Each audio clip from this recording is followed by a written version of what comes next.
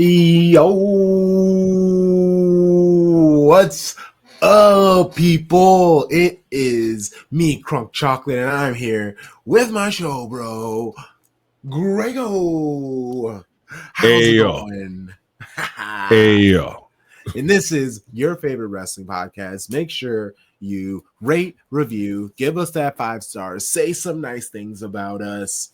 If you're watching all the good things. Hey, there we go. If you're watching on YouTube, comment, subscribe if this is your first time coming here. We appreciate it. Give us the thumbs up.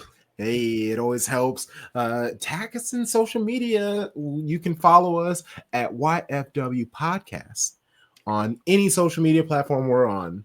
Doesn't mean we're on everyone, but if we're there, are we going on Red Note? Because I heard TikTok's dying. Yes, our Chinese overlord. Yeah. Oh man. So yeah, dude, we got, man, there's so much to talk. This is the beautiful thing about wrestling nowadays. It's especially with AEW. They've gotten me with this new deal with Max. I have been interested. I am enjoying what I'm seeing. Obviously, it's still a little clunky, but that's just AEW. That's a part of AEW that we're going to talk about this because I'm very curious to hear your thoughts. Because like I said, I know me typically I'm the one that's up to date on AEW. Like I watched about half the show on Wednesday. The other half I went out to go get some ramen, but yeah, like I'm at least aware of what happened. And of course, you know, I'm on Raw. I watched most of that, and then actually, like, I didn't like the beautiful thing about Raw is that, of course, we've mentioned that they've been kind of tossing around like how long the show is going to be. Monday it was only like 2.5 hours. Like it actually ended at like 10:30 Eastern. It was like, oh, it's just over. Okay, like, this is new. Like, and the thing about it is, I actually like it because 3 hours is just a lot, especially during the week. It's like trying to do 3 hours on Monday, and now we're trying to do 3 hours on Friday too. It's like that's just a lot. And then of course you want to try to squeeze in 2 hours for NXT and 2 hours for Dynamite. I've given up on Collision. It's just, hey, no. but yeah, I'd rather them give me stuff that makes me want more than by the 3 hours. I'm like, okay, like I'm tapped out, like time out, like we got to stop. Like that's fair. And Triple H, he was on the Ringer Wrestling podcast. He did an interview the day before Raw came out, and he mentioned about the time. He was like, what did he described it as? I don't remember what he described it as, but he was just like, this one show, I love that sometimes he was just talking about television in general. How overall it can be one day it can be 40 minutes, one day it can be an hour, one day it can be 30, and that's what he wants to basically do with Raw. Sometimes you can just control it because sometimes the storyline doesn't need all this, but when you're on actual television with USA, it has to be this long. So then sometimes you have to force things, sometimes you have to cut things. This way we can tell the proper stories however we want to. And if that needs to be the high note it ends on, that's going to be the high note it ends on. And that's exactly what happened on Monday with the I think it was Damian versus Finn at the main event. And I'm like, yeah, just go ahead and say, like, you cover all the immediate bases that you want to cover, and just say, hey, we're good here, we're good, and we are good there. Yeah, but no, I think that's I would much rather. Like, of course, y'all have heard us talk on previous episodes. Like, I was loving the 2 hour shows, and like I don't mind 2.5. Like, see, like I'd rather be left wanting more than to be given too much. And I'm like, all right, now, like I'm tired of y'all. Like I need a break, and I think that, and they've already kind of insinuated that SmackDown won't always be 3 hours. They're probably at least going to run it through like the first 6 months of the year, and then probably tone it back down to 2 hours. I'm like, I think that like a 3 hour Raws and 3 hour SmackDowns, that's something that you probably like save for like this time of the year. It's Mania season. We got the Rumble coming up, Elimination Chamber. Like through Mania, fine. After that, I'm like, play that shit by ear, because like we don't need 3 hours in fucking September. We just don't. Especially when half of the big people they're on their post WrestleMania might be gone vacation. Yeah. So I mean, they're working a movie. Yeah, right. He's a facts. Well, I want to start here, and we don't have to stay here because it's fuck Hulk Hogan all day. But I definitely think they're going to put him in the main event, because did you notice that they had him talking about the next main event? Like his first face was the first thing you saw when it was like main event, baby. And I don't know if maybe that's how they're going, because that was the adjustment to Dom when people were like booing him so loud he couldn't get his words out. They just put him back behind a stadium, or they made him do like a pre-recorded type of thing. This is a way that we can get Hulk Hogan on, and people who love Hulk Hogan can love Hulk Hogan without being booed relentlessly. I mean, of course, we talked about this a little bit last week from what happened on the Netflix premiere. Fuck that guy. And like, of course, you're already starting to see the advertisement for the next Saturday night's main event that's going to be in San Antonio, which, at least for political purposes, you're going to think that it might be more favorable to Hulk Hogan than LA was. I am of the belief that two things. One, it's really just not necessary. I would much rather, if you have to feature him in any type of way, just go ahead and just use the archive material from Saturday Night's Main Event, because like the 80s with that show, he dominated that show. Like it all revolved around him. Use that footage, and if you have to do a recorded thing, fine. But I'm like, you don't need him in that crowd. You don't need him in that arena.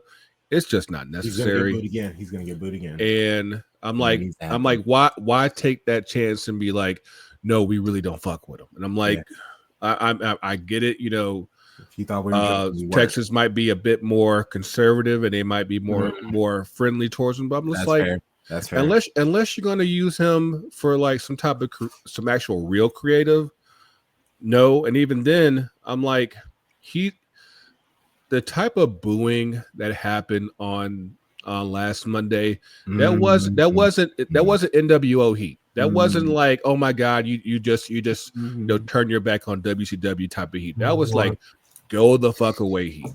Like, we don't want you here, dog. And it says a lot about where we are with him and just everything that's just built up. Again, like I said last week, it hasn't been just one thing. It's been moment after moment after moment, and things add up, and then things get talked about, and then like, of course, like there's receipts out here from his own lips about what he. And actually, we don't even stay here for too much longer, because we got Penta, we got Lyra, Valkyria. Honestly, I want to talk a little bit about this potential Jey Uso, Gunther, Chelsea Green, and Michin. Like, Wyatt Six got moved to SmackDown. What the fuck does that mean? Hopefully nothing, because I'm tired of that shit. I honestly don't. I mean, they're not A block, so like we don't need to start with them. But yeah, I have no idea what we do with them. I want to start actually with Penta, because I know nothing about him. I knew nothing about him. The way that I work nowadays, especially with the moving to Netflix and what they have to try to do is nail every new person, because in theory, they have to imagine every person who's watching on Netflix is they're brand new. They have never watched an episode before, even though obviously most of them are wrestling people. So first off, he's huge. He's much bigger than I thought. Like, he's a luchador, so I just thought he is, but he isn't. I'll go into that. He's big for a lucha, like what we are, I guess, like tradition, especially for how flippy he is. Yes, because like he's definitely not like Rey Mysterio size, but at the same time, like again, like he's not huge, but of course, like most luchadors, they're not giants anyway, so you kind of have to work with that. But just to kind of give you a little bit of a quick tutorial on Penta. So I first got put on to Penta through an old promotion called Lucha Underground. Lucha Underground was like a really dope concept promotion, where it was kind of like it was more theatrical than like a regular promotion, but like they really had like a lot of talent. They had Swerve on there under a mask. They had Ricochet under a mask. They had Io Sky. They had Chelsea Green. They had Rey Mysterio was up in there. Like they actually got there's actually a if you go look, there's a match between Io and Penta on that show, like, and it actually like it fucking kicks ass. And but like, so obviously Penta wrestled also in Mexico as well. Did his thing through AAA. He actually had a run in TNA as their world champion, like back in like 2018.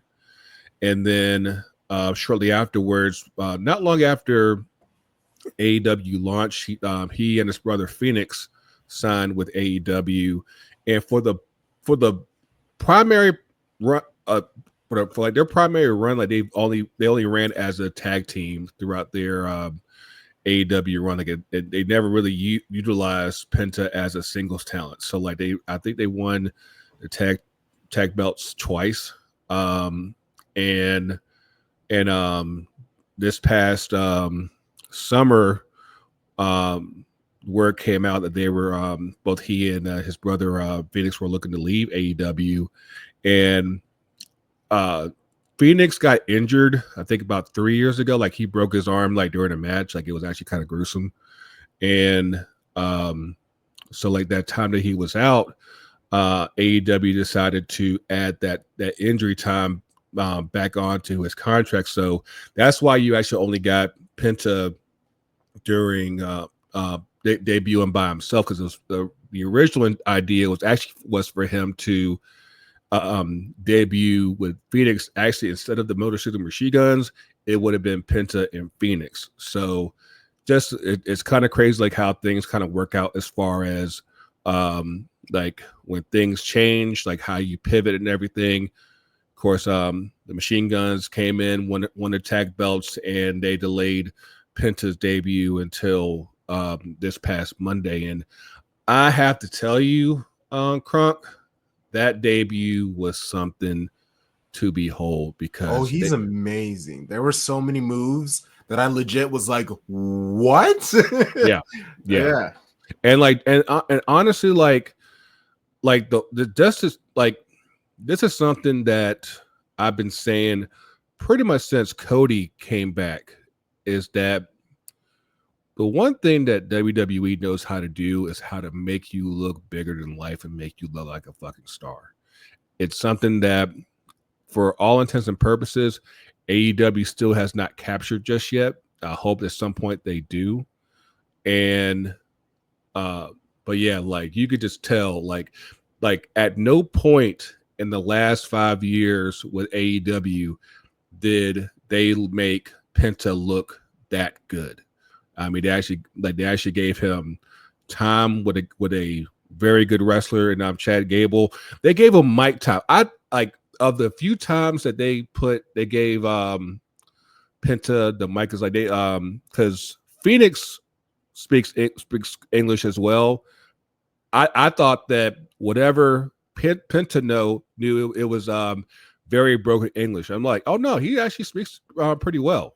And I'm like, oh, so they basically been holding this guy back for the last 5 years, where he actually probably could have spoken and actually gotten himself over a lot better than what he was in AEW. But for whatever reason, that's not the case. And again, like you've had it with Cody, you've had it with Jade. Was his costume very similar to AEW too? Like, everything's exactly the same. The only difference was like he had like a bunch. He's had a bunch of names revolving around Pentagon Jr. Like that's the original name, and like because of trademarks and copyrights, like everywhere he went, he kind of had to switch it up a little bit, and but yeah, like it is like the outfit, the paint under the mask, everything, all that is exactly the same. Nothing's changed, and yeah, like they just never took advantage of like the fact that we like before the show even started, like you were already seeing like online they were selling the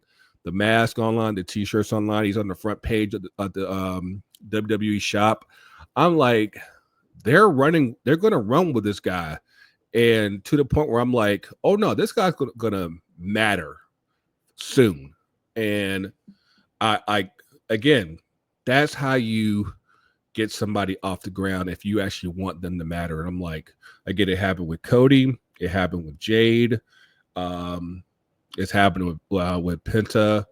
I don't know who else I'm thinking of. I think there's like one other person I'm thinking of. I'm like, shit. Even with Ethan Page in NXT, I'm like, dog, like they know how to do this. And I'm like, I wish that AEW would just open their minds a little bit, because like they clearly had talent all over the roster. Just like if you just give people a chance, you might actually get somewhere with a lot more guys. Instead, we kind of get what we get, and it's good in moments, but clearly you're sitting on guys that probably could have given you more if you knew how to present them better. But and we'll probably go into that as far as Dynamite's main event, but yeah, Penta, they made him look like millions of dollars right away.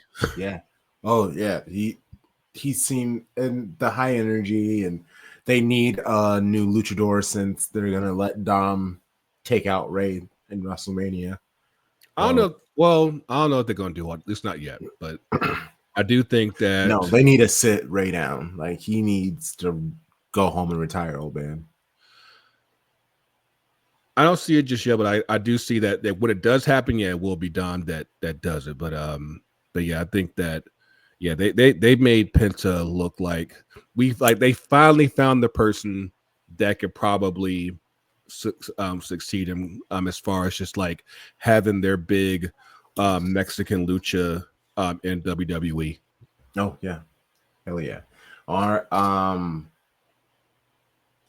Jey Uso versus Gunther. I want to say first off, Jey Uso, he's getting yoked. I saw it. I was just like, oh, okay. I've never really looked at Jey Uso and thought, oh, he's in good shape, and he is starting to look like they never were. That was a thing. I know, and that's insane. And now they're actually starting to look like wrestlers, and it's just like that was always their thing. They just, because of their family, they were always going to be good at wrestling. Now, how seriously are you going to take it? And he's hot as fish grease, which I feel like that would inspire you to start taking things seriously, right? Like, I mean, sometimes it does. Some people will take what's there and kind of coast on it, but I definitely think that especially in Jay's case, yeah, like you have a moment where it's like if you look the part, more opportunities will come to you, and yeah, I think that I still think he needs a lot of work as far as his actual ring work, but like just like everything else, I'm like you can't touch it. Like it's just that fucking hot. Well, but if they can figure out a way to have him beat Gunther, the stadium's gonna fucking lose it. Yeah. So like if that happens, I mean, obviously it's not gonna happen in their first. No, they've wrestled before, right? Yeah. Mm-hmm. Yeah. They wrestled for the IC belt, I think. Yeah. Last year. Yeah. Yeah. So no. So unfortunately, he's gonna have to lose maybe one more time. I mean, here's the thing. Okay. Because like we're coming up on WrestleMania. Mm-hmm. And so it's like things are starting to crystallize as far as like who's going to be guys that actually feature in title matches and who's going to just have, big matches that ultimately don't have anything to fight for. And I think that just give it like with Gunther, you've had a guy that literally, and of course they talk about all the time, is that for like 80% of his run in WWE, including NXT, he's been champion, and I think that run is going to at least run through WrestleMania. And I think that with Jey, I think he's almost there. I don't think he's quite there. I think that if things keep going the way that they're going, I think there's a very strong shot that he does get a world title this year. I do think that it just won't happen at WrestleMania. Okay. I like that. I don't even want to stay too long because. But yeah, Saturday's main event. Yeah, they got their title match, and we'll see how it goes. Yeah, on the last one, all the matches went exactly how you thought they were going to be. So it's just like we all thought there would be at least one surprise, but I feel like that happens way too many. Where it's like you think there's going to be one surprise, and then there's never a surprise. So I mean, I do think that, especially with the women's champs recently switching, I think that kind of served as the surprises and everything. But at the same time, like that's fair. Like I'm like, it's not nearly as predictable as it used to be, especially under the old man. But at the same time, I still feel like it's necessary to not only have title changes at the PLEs, at the pay-per-views and everything. I think like it's still important to have them on the TV shows. I think I would even go as far as say like it's still important to have them at the house shows, just to like just for the, again, it's about anything can happen, right? And I think that that's something that they could do a lot better with. But I do think that I feel like the opportunity to just like switch the title belts, like that should have been last year. Like I felt like there was a moment where Solo could have beaten Cody. I feel like there's a moment where Solo was really starting to cook, and now they have like completely just doused him in ice cold water. I mean, he'll probably be back, but at the same time, he's young. It's going to be a minute because it's like, okay, this part's over. You got to wait a bit before we heat you back up. You got to wait a bit. Like and even when you come back, you're still in the way in the back of the. Like they're starting to try to get Jimmy hot a little bit. Like I saw what they were doing. They're going to get Jacob hot. I'm like they still haven't really done a too much. They don't have to do anything to get Jacob hot. He just has to turn. He just has to turn and start doing his own thing. Once he starts just attacking everybody indiscriminately, he's great. It's done, son. He just needs to do that for like 2 episodes, and then on the 3rd, he just walks up to whoever the champion is and then points at it. Like that's all he has to do. Just give Cody that nice swift kick and be like, yeah, like yo bitch ass is mine. Like. I know you haven't gone that far down in the rabbit hole yet, but yeah, like there's some promos, and he's just starting to cook as far as his promos go. But like there's stuff like back when he was with this company called MLW, it's like his promos are fucking lit. Like you could definitely tell that one, he is definitely far more street than any of his anybody else in his family, and 2, yeah, he definitely served time. So yeah. Well, I mean, you can kind of tell because they're always like his kind. Why would you even bring him in? Like they push that real big. Yeah, and that's basically, to me, that says he's been to jail. He's still shit. Yeah, he's still a hoodlum. He's still a thug. All the buzzwords. He's no angel. He was no angel. He's no angel. Congratulations to Lyra Valkyria for winning the Women's Intercontinental Champion.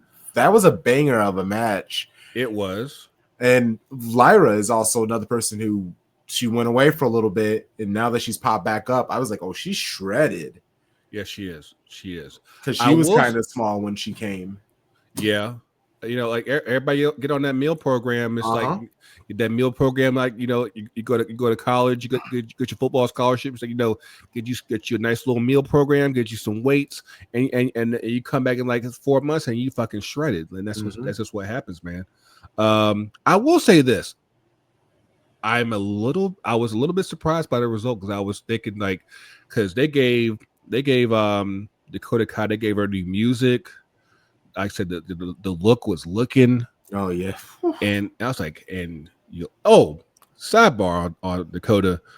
Like if y'all seen the pictures of her at the next Netflix premiere, whole new perspective on her. That's all I'm gonna say. But yeah, you did not have that perspective on her. I mean, not really. Okay. Not really. Yeah. But yeah, I was a little bit surprised. Like they put all that behind her, and she didn't win. I was like, oh, okay, but of course they were still friends after the match. They shook hands and all that jazz. So I guess we're running. I think that's gonna piss Io off. I think Io wanted her to take her head off. I mean, winners win, and Dakota ain't win. So you might have to answer. Well, and that's what I'm saying. I think they're gonna finally break that down and build them up that way. Because I think they made the right decision by giving it to Lyra because she has the chant, da-da-da, woo, and she did way too much before I have never seen her do that before with the wings. She was trying to get people to chant with her, and she did it like 15 times. I was like, girl, you need to chill. It was great for like 4. Give me the wings. She did Lyra gives you 8 or 9 times. People but the last time people were just like, please stop. We want to cheer you on, but we're tired. Lyra gives you wings. She's great though. She's fit. Yeah. She's fit, as the Brits say, she's fit. Yeah, no, I like her story. She goes out there and bangs.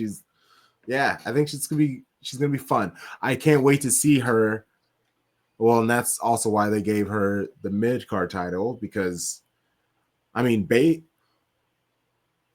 not Bailey, but who else I guess everybody in that tournament are some of those other people. Yeah, no, those all make sense. I hope actually Io.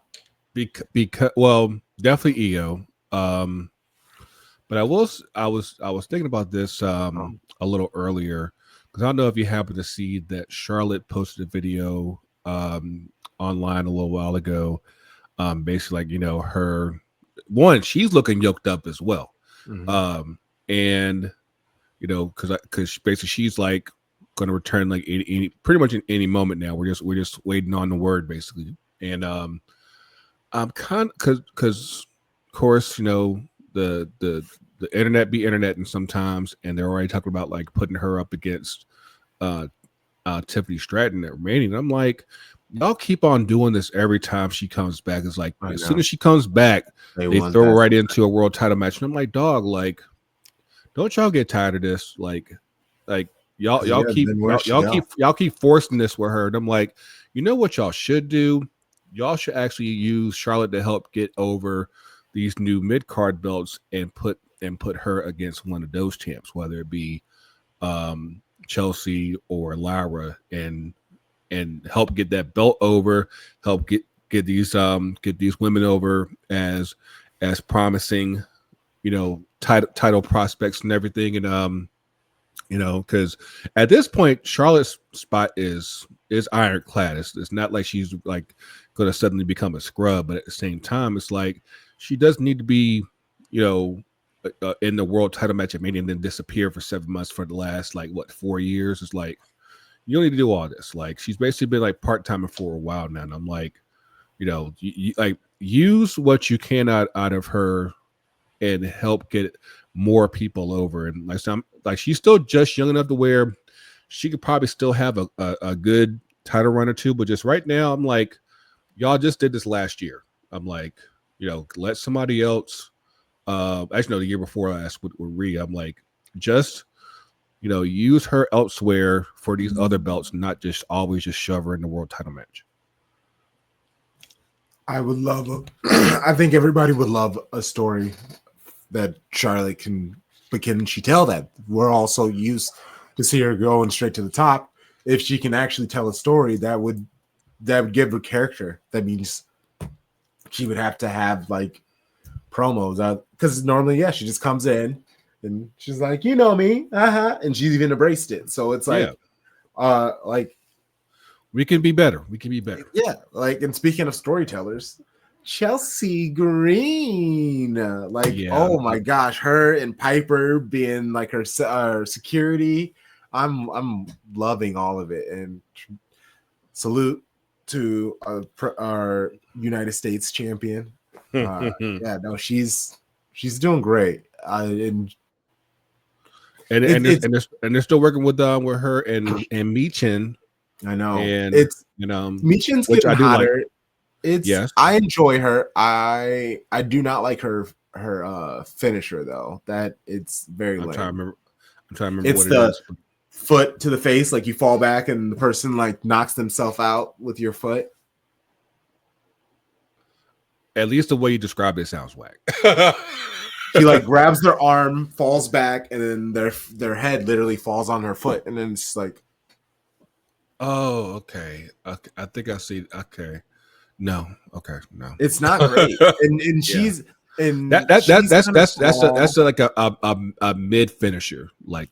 Yeah, like that's the one. That's the move that you set up for the actual finisher. That's exactly.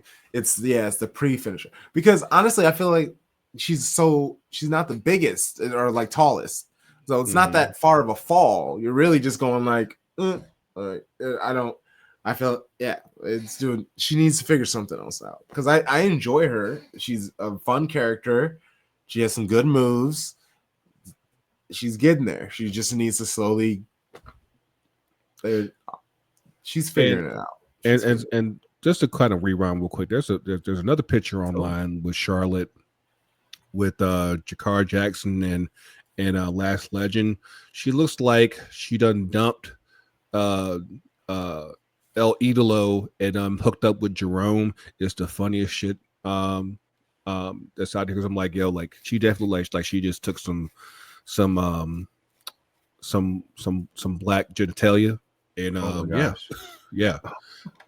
But yeah, it's like I said, any day now. I guess she'll be back, but yeah, I guess we'll see. And okay, Chelsea. Check the chat. Like I said, check the chat. Like I just sent you a link for it. Oh, gosh, appreciate you. Why it's 6? They're in SmackDown now. I guess. I mean, look, I compare the Wyatt 6 to Dale Earnhardt Jr. because, of course, those of y'all who are racing fans, y'all know Dale Earnhardt Jr. was son of Dale Earnhardt, and a lot of his fan base was inherited from his dad. Fast forward here, I think a lot of the fan base here it was inherited from Bray Wyatt. And it's like, cool, but Bo is not Bray. The Wyatt 6 isn't what the Wyatt family was. And it's just not working for me, dog. I feel like, especially like because of like how the show runs with pretty much anything else, it's like it suddenly turns into Texas Chainsaw Massacre whenever they're around. I'm like, how do you go from Spider-Man to Texas Chainsaw Massacre? Like it's just a whole different vibe. You know what I'm saying? Yeah, I do. And not every wrestler can go into their world, and that's kind of the tricky thing. Is that's a big thing, actually. Yeah. And it's just like, who's the bad guy that they're going to pick on, because at this moment they can't be too big of a bad guy because people don't care about them that much, but it also has to be like they were almost going to go after the Miz, and it's just like, that's not, nobody cares about that. It didn't. Well, it's because nobody cared about it. And rightfully so. It's just like, Yeah, everybody picks on the Miz. Like, why are these supernatural people gonna like it? Like, I feel, and the only way that would work is if the Miz somehow won, and that's not good for them. Right? Yeah, you're exactly right. And like I said, They're just unstoppable. I They have no big bad wolf that they can take on other than like the bloodline, but the bloodline is good now. So it's like, well, even the bad one, I'm like, no, that just doesn't work for no, me they at all. can't keep up. I know, I'm just saying though, Yeah, but like that's their thing, is they need a somebody that you want to be like, you deserve this, you deserve what's gonna happen. But also it's 5 of them, so they also have to attack a group. It can't be like, but say like how many 5 on groups 1. how many groups are there are that big? Is like I guess That if big and maybe bad. if maybe the LWO went heel or Judgment Day, but okay, yeah, it might be Judgment Day. That might be it. I do not. Oh, Yeah, no, like, they're on Raw, right? yeah, now, but I'm like, yeah, like there's definitely nothing on SmackDown where there's a group that big. I don't know what they're gonna do. It's gonna, it's definitely kind of twisting in the wind, and it again, it's no disrespect to Bray and what he was trying to do, but I do feel like it just doesn't fit what they're doing in WWE now. Like it's definitely not near as hokey as it was under the old man. Like they're actually giving more, I guess meatier, more substantial storylines and stuff that actually feels real.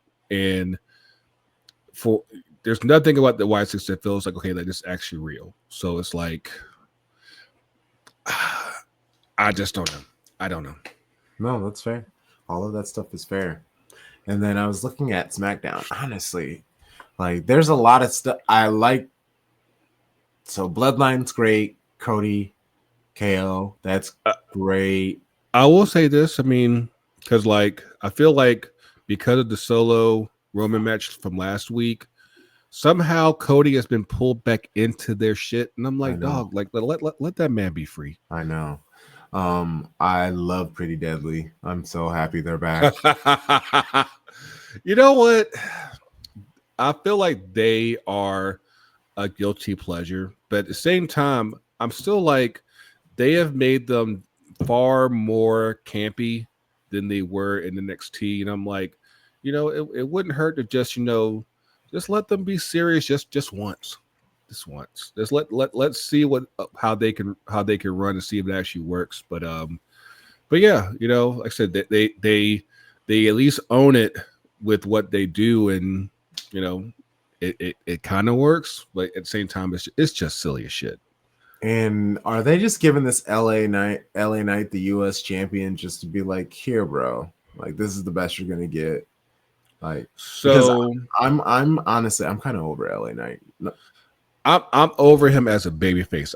I think that he would fit much better right now as a heel, and he's another one where you know, if you go back and look at his stuff back in TNA, back when they were still Impact, like his heel stuff, I know could get over here, and it's just a matter of, you know, finding the right opportunity, which I think they actually are kind of working towards, and it's just a matter of when. I think that he could be a guy to work against Cody or Roman for that matter, and like in the process of going up against them again, like yeah, like his heel shit will absolutely get over. So yeah, it's like right now they're kind of spinning their wheels, and like they don't really need him as a babyface right now. They just don't. I'm like, no. Go ahead and turn him heel and let him cook there. But I guess in the meantime, you still gotta, I guess, get to the point where he turns, and you know, you'll go from there. Wow. Oh man, I know we're powering through, but it's because I don't really like like I'm enjoying the stories more than like the wrestling of. But that's half the battle, though. That's half the battle. If you have a good story, you don't have to do nearly as much in the ring, and that actually leads me to like I said, the disclosure that you made early on the show is that you watched Dynamite yesterday. Of course, Dynamite was in Cincinnati. Now, one thing that they've been doing lately is they finally took the hit as far as these crowds are concerned, and have started to put the shows into smaller locations. Like I love it. I love it.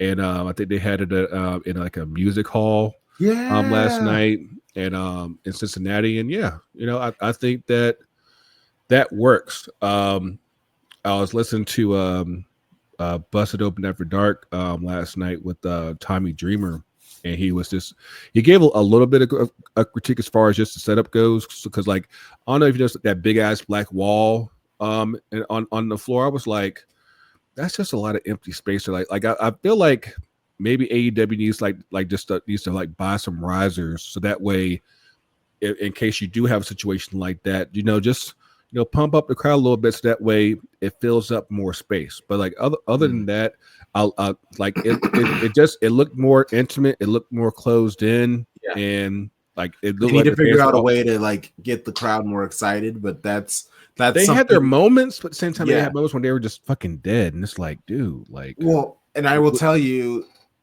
most of AEW they're too fast.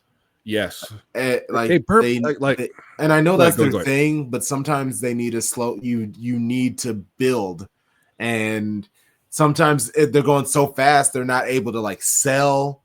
Yeah, and it's stuff that looks like it should hurt, but because they're like trying to quickly chain wrestle, it's like I don't know what's going on. Like, are they even hurting each other? Like it feels.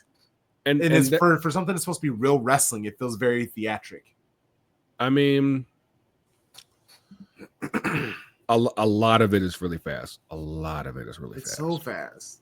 And yeah, you're exactly right. Like, because people don't realize there's not only are there stories told in promos, there's stories told in the matches as well.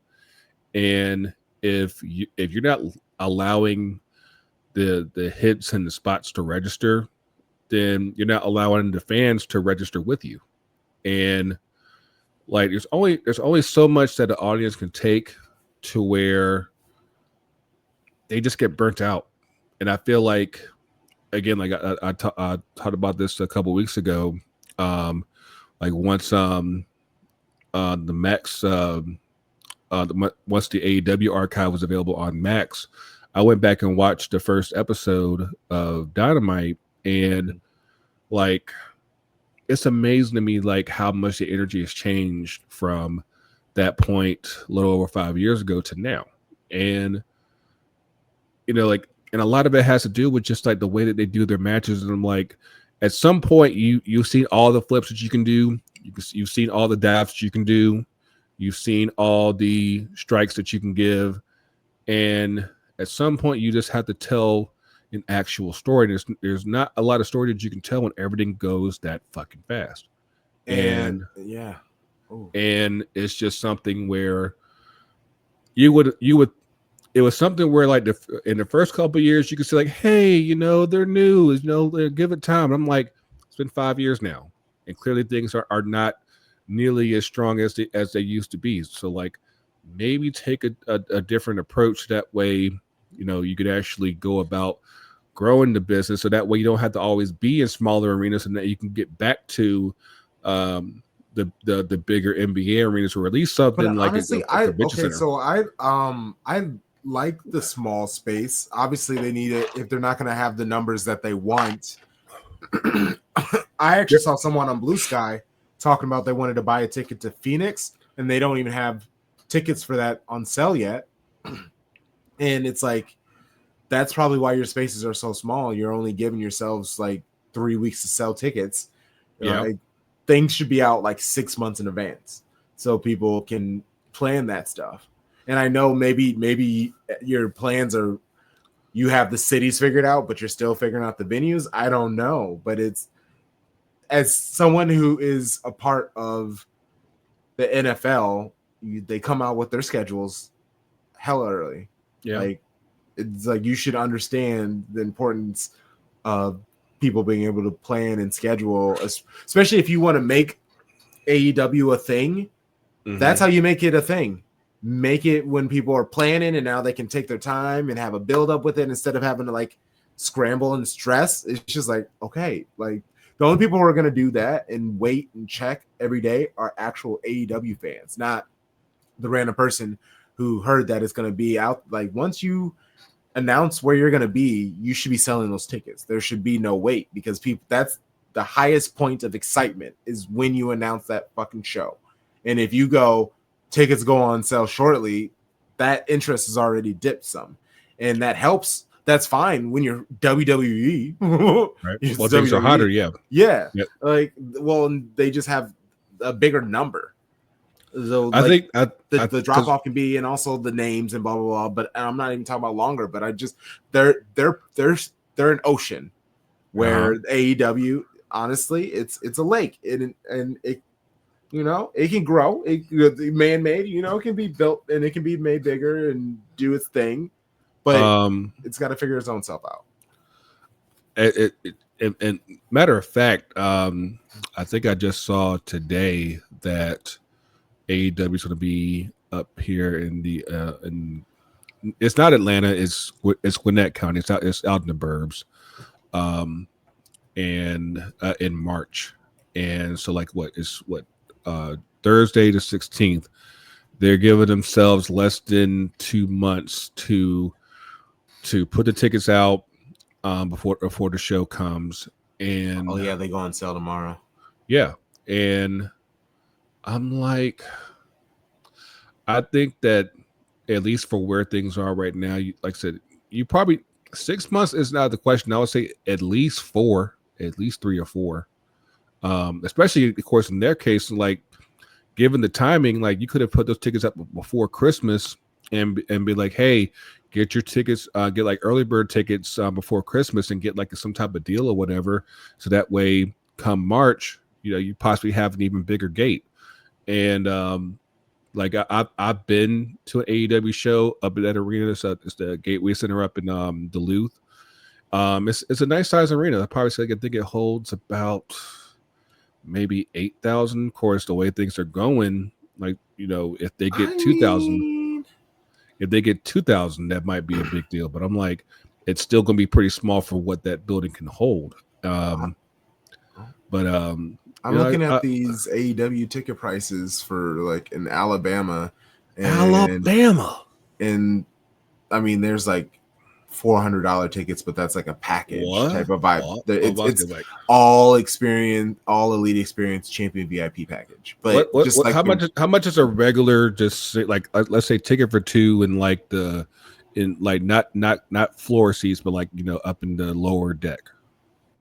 Lower deck is $48. That's not too bad. I'm like, in like the third row by the ring, that's $94. Okay, that's not horrible.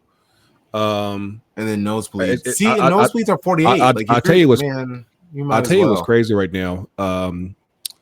Like the WWE is going to be down here in Atlanta in a couple weeks. They have Raw. It's the go home show before the Royal Rumble, and they have Raw on Monday here at State Farm, and then the famous Center Stage arena in Midtown is going to have NXT. I looked up tickets for NXT. The closest tickets that you can get right now are going for $252. The cheapest tickets are $94. It's like, and like that spot is not big. Like I went to a concert at Center Stage in the same space, and I was like, this is not big at all. I probably say if it holds like 500 people, I would be stunned. And I was like, oh, this is it. Okay. I'm like I saw like Ron Simmons body slammed Tim Horner at this spot right here. You know? But yeah, it's interesting, and just like, of course, like that goes to show like how hot WWE is. But like, yeah, I think that I think for AEW right now, like I would say, yeah, push that sale date further back so that way you give people more time, possibly give them more deals, and that way you could actually get a decent crowd. Because I feel like this race, this supposed race, only getting more. Especially if you got to fly, like you got me planning buying. But that's the thing, though. They like shouldn't even 2 need to, months. because Georgia is a classic wrestling hotbed. Like you should never have to worry about drawing fans in the state. Like they just had. I think they had Collision not too long ago in Athens, and I'm like, again, like they've had more than a few shows here in Metro Atlanta, and I'm like, you should never have to struggle for fans here ever, and even they're fumbling that right now, and I'm like, just work smarter, not harder, so that way, by the time the show does come, you're like, hey, maybe you can get half of the arena filled up, maybe. But you're not going to do it if one, you're not giving people stuff that they actually would actually care about seeing, let alone want to see, and if you only give them like a quick amount of time to decide like whether or not they're going to go to the show or not. So, Swerve and Kenny Omega. Swerve and Kenny Omega. They're what mega. Oh my god! So what did you think about that show? Stuck out. What do you think about Omega's match? It's what I think about all of them. Like there are so many people that are so cool, but then they also have so many people that are just like so fucking lame, and that's what drags them down. Where you have this really cool, like the Don Callis, the Omega, Pyro coming out. He felt awesome. It was a great match. That match actually told a really good story. So I was a huge fan of that. And then Chris Jericho came out and did the New York Minute. I actually really loved that. That was actually really good. And then Ricochet came out and stunk up the place. Like he took way too long, like getting out and milking the booze and stuff like that. And then he gets hit by a chair. It's like, this didn't need to go this long. Actually, there were multiple segments that did not need to go that long. And any heat that and any building that you could have had because you guys wanted to milk a moment, and that's why the fans can't. Because if they know they're gonna have to just be like, whoa, whoa, like you got to give us something to cheer about. Like Ricochet just kept looking. It's like once they stop cheering, move on. Like let's do it. Like you need to teach your listeners when to cheer, how to cheer, and all those other things. And if you're they don't even know what to do. They don't that's the fascinating thing what he was going to do. Sorry. That's a fascinating thing for me because obviously I'll probably see at least half of the guys who wrestled last night. They worked at some point in time with WWE, and they've seen how wrestling can be when it works at least in this country. And it's like do you think they're fighting against it like on purpose? I think that they're not. I don't think they have enough leadership as far as just being told how basically what's the objective here and what's the end goal here. And I think that, and this is partly WWE's fault, just to kind of keep it a butt, because you've had it for so long where basically the creative was taken out of the wrestler's hands. Because old school shit, like a lot of like old school stuff, the wrestler would come up with their verbiage, their promos, all that stuff. It would basically be on them. Whereas like the last 20 years or so with WWE, you had stuff basically coming from the writers and everything, and it's like it took the creativity out of the wrestler's hands. And I think that now you fast forward to what AEW has, you're trying to tell those same wrestlers, okay, now you have that freedom when they've never really been trained to rely on themselves for their creative. And you find out very quickly who have creative minds and who just they were lucky that they had writers. Like a training area facility like the WWE does. Like no, you can tell because it's just like that's the thing. Like it's not even so much that they need training; it's that they need more reps, like in a live Well, that's what I'm crowd. saying, Like like a practice or whatever. Like that's no, what I'm.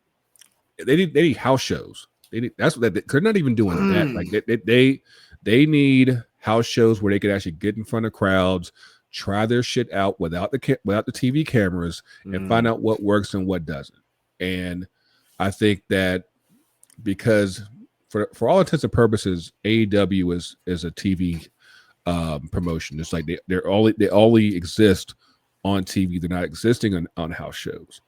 And what happens is, one, not everybody is good enough to just wake up and be good enough to just be on TV. And then two, because they're not able to basically draw it out in the house shows, you're basically doing trial by fire on TV. Yes. And that's something that they have to fix. Like, I don't know how they're going to fix it, but they have to just be like, you know what, fuck it if we don't draw, but we have to do something. So that and eventually I feel like if it actually becomes good, people will eventually show up, but you got to get there first. And you have to fucking try. Yeah, like who the fuck is this Hook guy? Like, oh my god, what is this? He looks like a failed Muay Thai fighter in a wrestling ring. Like, what are we doing? Again, that's not the case. Presentation matters, and I feel like the whole visual I think they fell in love with the hair, and like he's a good looking kid because like he's Taz's son, and it's like you have something there, but because he's a guy that absolutely needs a training arena like NXT and be able to develop his character through there instead of just being thrown into a main roster environment where it's like you don't even know who you are yet, let alone what you can do. And he's almost being done a disservice being put in this environment because he doesn't know where he's at. He doesn't. Yeah. That would explain also why he's already kind of like, because he should not be on television right now. And at least like when Dom shouldn't have been on television, he at least had his dad right there to kind of help him, and he's right there to learn and watch and stuff like that. Yeah, I think that Dom is actually a very interesting case because it's almost like they kind of worked him backwards, where like they started him on the main roster, but like I don't know if you remember, like was it last year, maybe the year before last, like when he had that run in NXT, and in that space he was actually dominating. It's like like just giving him that extra burn helped him out so much, and I think that again, it's at the end of the day, it's all about repetition. It's all about testing your stuff out with the live crowds, because what works on TV might not always work in front of this live crowd itself, and you have to make sure that your shit is tight. And actually, I think we have a little bit of time left. It actually kind of leads me to the announcement that was made earlier today with WWE and TNA continuing their relationship that they started this past year. Because I think that like the main focus there obviously will still be with like the NXT wrestlers and TNA, and I feel like that's another case of where like the final piece of development is testing your shit out against the live crowd, and especially different crowds. Because for those of y'all that don't know, like especially like when they're at the PC in Orlando, it's mostly the same people coming every week. So like they all know their stuff. They all know when to cheer and when not to cheer. It all can get very repetitive. Whereas when you travel and when you're actually in front of like different companies' crowds, you get a different perspective and different feel. And it's like, oh, maybe this is working. Maybe I try something from this perspective, and maybe it works that way. And like I think that from what TNA and NXT were able to do this past year, I think that it was definitely a good start. Obviously, I think they were happy with their results. I think they're going to see a lot more of those opportunities, possibly even with some main roster wrestlers, especially those who have prior history with TNA. But yeah, I think that there's a lot of potential there, and I'm definitely looking forward to see like how that turns out going forward. But yeah. AEW definitely has to get more reputation for so many guys because you unless you're like one of the veterans who just knows how to just do this, and even those guys are kind of struggling. Like you need the repetition. You just have to. Like, there's nothing that replaces just that repetition as far as just making sure that your shit is tight. And finally the women's casino gauntlet match was fantastic. Those women were out there killing it. Who is Megan Bain? Because I mean, Megan Bain. I can I'd hold her hand. I would hold her hand. She was pretty badass too. Like, it was great. Yeah. She might have to snooze you, but that's okay. That's okay. Gladly volunteer. Yeah. And Willow, I love her so much. Yes, well, I love me some. Like my best friend is like he's not the biggest wrestling fan, but he does keep up from time to time. Yeah, he loves some Willow. Like, she's the best. She's just the best. But yeah, it's, to me, especially after not seeing it for a while, and that was my first time seeing it since the New Deal. I see how it's upgraded. I see where the money's going. I do see I love the stage just going direct to the ring. I actually really love that. So yeah, and I skied it on our podcast account. I did a little bit of skiing last week when it came to talking about Penta and everything, and just again, people have people need to understand this one thing: what works in Japan may not work here. What works here may not work in Japan. It may not work in Mexico. Mexico stuff doesn't always translate here. That's okay. It doesn't mean that any of them are bad. It just means that they're different. And like, just to kind of circle back with Penta's debut, he wasn't working an overly lucha match. Of course, he took his stuff that was able to apply well, but it wasn't something that he would have probably done in a AAA match. It wouldn't happen, or possibly even now with AEW. But he was able to show off what he can do and make it work within the confines of what they were trying to get across in the match with Chad Gable. And it's like, you're not always going to get just a clean overlap as far as what you do here and what you do in this promotion and what you do in that country. It doesn't work like that. You have to work with what's going to work with that audience and to help get yourself over. And I think that, with the more people realize that, the better off we'll be. It's not a case of like where one is better than the other. It's just, it's a case of like some people like vanilla, some people like chocolate.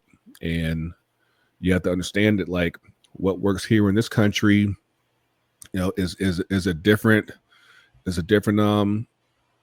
dinner plate, and that's okay.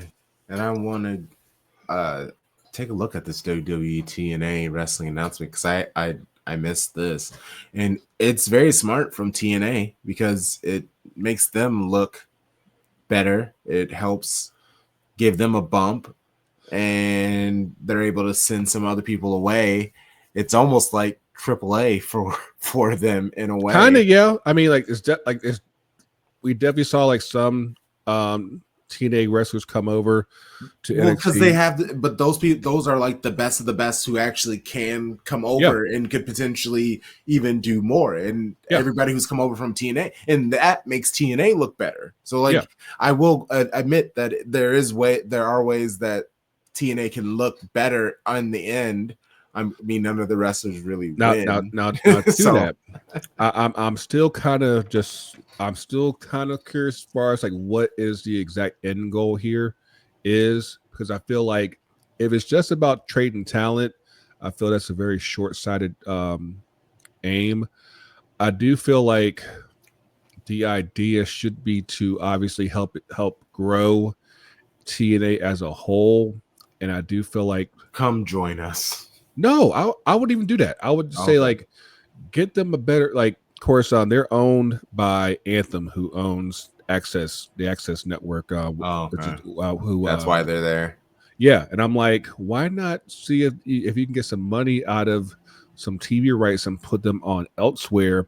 Put them on a channel that actually has greater exposure because Access doesn't have the greatest reach. It's not available on all the carriers and everything. I'm like, what if you actually got some money and actually put them on another channel? Of course, you still own them, and but you just get more exposure, and that way you can actually grow the company out a bit more.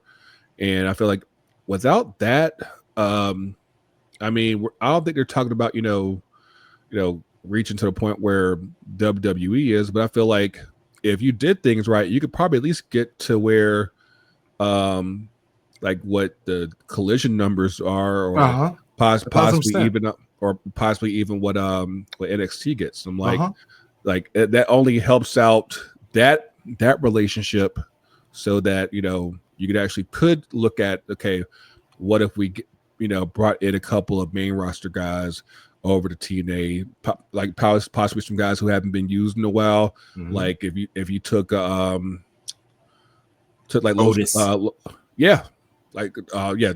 whole squad, Alpha Academy. Oh man, they could be all the champions over there at TNA. Right. And I'm like, yeah, you could do that. You could do Street Profits. You could do there's a lot of things to do. Street Profits. Oh, that would be great. So they could actually win stuff, and that just sucks. And then have them prove it, and they could see what they look like as champions over there. And I get it. And give them like at least a half new coat of paint, and just possibly give fans a different look at them, and hopefully it'll help when they do bring them back over. Be like, oh yeah, they actually got some success elsewhere. Let's see if they actually translate here. TNA, they won the champion. Yeah, but yeah, I think that there's a lot of opportunity there. It's just a matter of like how far will this go. But I think with anything, it has to be mutually beneficial. So I'm like, yeah, get them a new deal so that way they can grow this thing, and it only makes the business better. It makes a lot of wrestlers give them more options as far as what they can do out here in the market, and it only makes this thing better. Hell yeah. All right. Well, I mean, I think we did a good job covering it.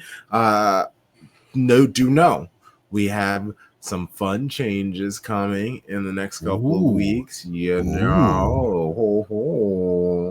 stay tuned. The one thing I hate about my setup is that you can't really see my shirt. So I got Sting shirt going on. Oh, nice. I got the retro Sting Scorpion shirt from back in the WCW. Shout out to T Public. Like, hey, so you out here doing all these business deals and everything, like you just shout out with hit up T Public and get like I said, we're gonna get all the shirts. Cause trust me, I'm gonna get all that taken care of real soon. Yeah, I do need to get my wrestling shirts up, like game up, wrestling gear. That's it's on the list. Trust me, it's on the list. We're gonna get it done. Grego, let people know where they can find you. You can find me at a couple places. You can find me at on Blue Sky at FTC Grego, at the B Sky, all that stuff. I'm not gonna spell all that shit out. You can find my other show, The Mothership, at ftcutd.com on Blue Sky. We're still technically on Twitter because y'all haven't come back over yet. Still on IG at FTCUTD Pod on IG and TikTok. Don't find me on Facebook because that's just too much damn work. That's all I got. That's all I could think of at the current present time. And follow the pod at YFW Podcast on any social media site we're on. Follow me at Crunk Chocolate, CRUNK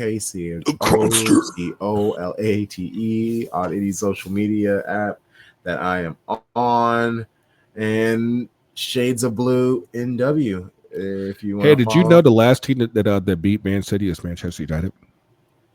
Just want to make sure you do that. Thanks, friend. Oh my gosh. I honestly the streets remember. The streets remember. he is the streets. Oh man, we will see you all very soon. Grego, say the thing. This is your favorite wrestling podcast. I am Grego. This is Crunk Chocolate. Until next time, if you can't be good, be bad.